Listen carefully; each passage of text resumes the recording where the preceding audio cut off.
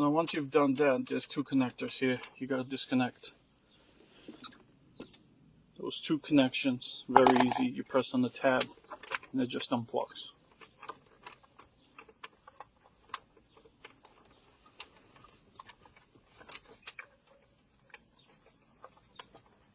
There you go. 1, 2. I'll put this aside. Just make sure you don't confuse these, even though it's hard to confuse. These are the two black ones that work with the climate control. These are on the bottom. In order to remove the factory unit, we're going to have to pry this brown piece, in my case here, a little bit out to take out these two vents.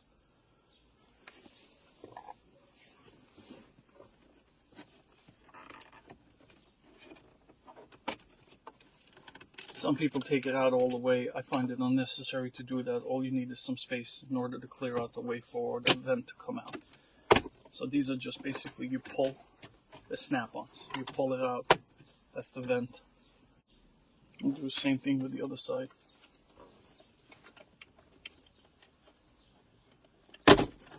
There you go. Now these units have the only thing that's holding this thing in place is 4 screws. There's one right there. There's one on the bottom, 3, and another one on the other side. I'm going to go ahead and remove those.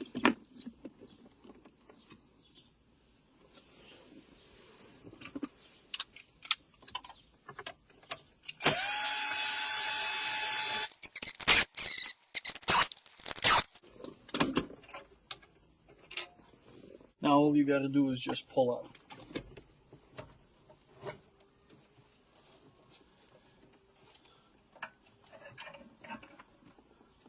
Now you're going to see in the back here there's a bunch of connectors and they're all pretty straightforward.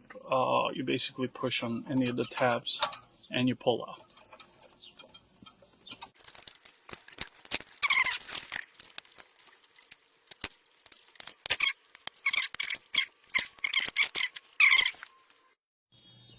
So these are all the connectors that we need to connect to the new unit, and just like you can see, they're pretty much plug and play.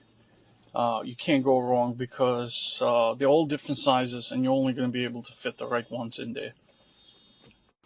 Alright, so here we are. Plug and play. We'll begin the process.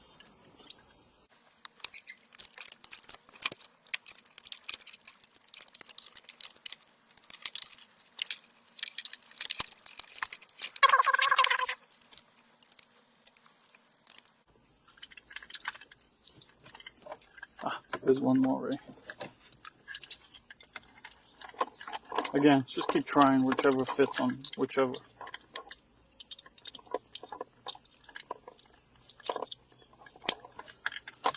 That's it. Alright, so on this one, the gray one, this is what makes all the USB ports from the factory down here work.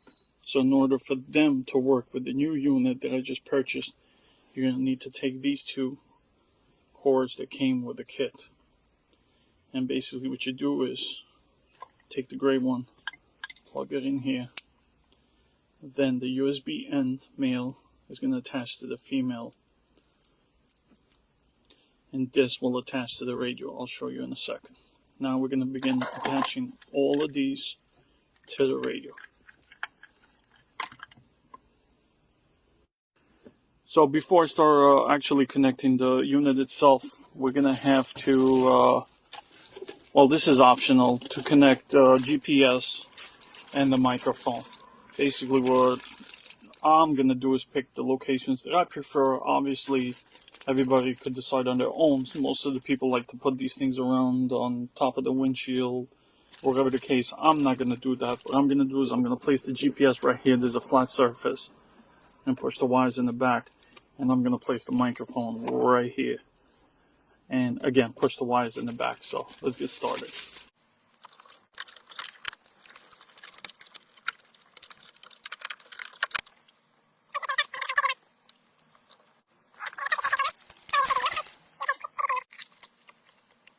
Let's get started with that.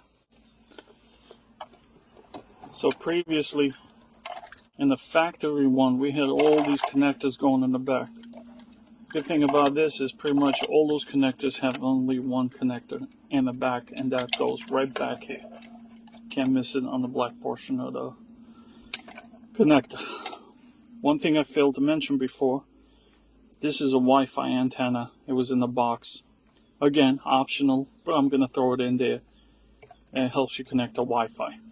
We're going to connect the stereo antenna here, the GPS here, and the microphone right here. So let's begin that process. Here's the regular stereo antenna. Gets plugged in. GPS. It's a screw on. And the microphone. There's one more thing left to do. And now I have to connect the USB.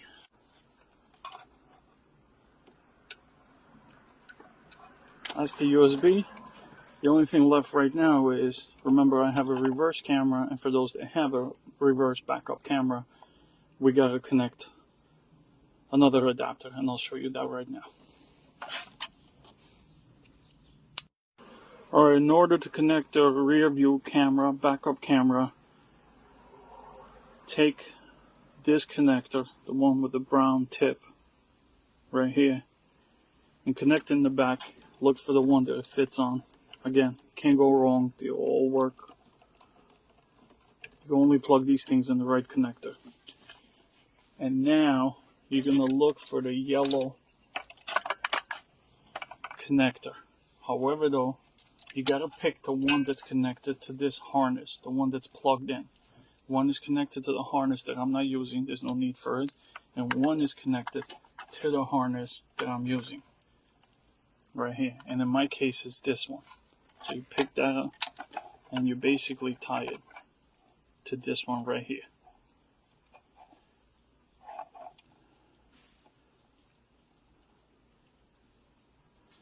Same thing here. You got two yellow ones. You gotta find the one that says cam.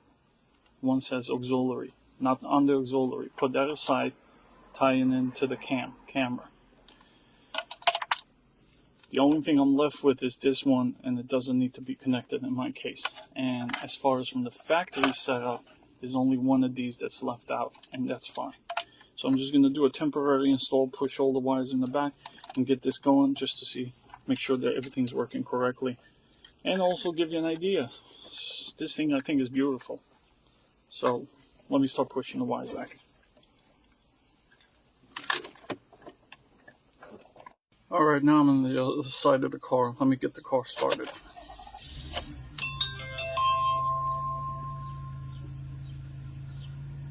There you go, Android 10. That's another nice touch that it comes up with the Toyota logo. Look at that, it even shows you when the doors are open, unlocked. Open, I'm sorry, not unlocked. And this is the interface right there. So before I start to wrap this up, one thing I want to point out that I should have mentioned at the top of the conversation.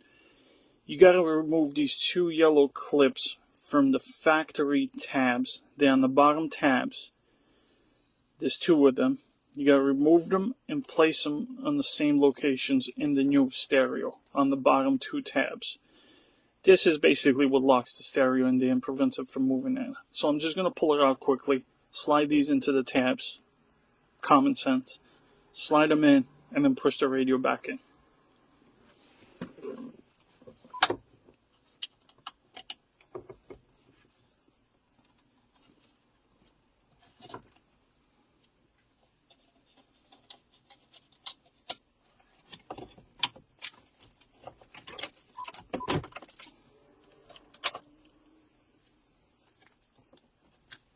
That's it.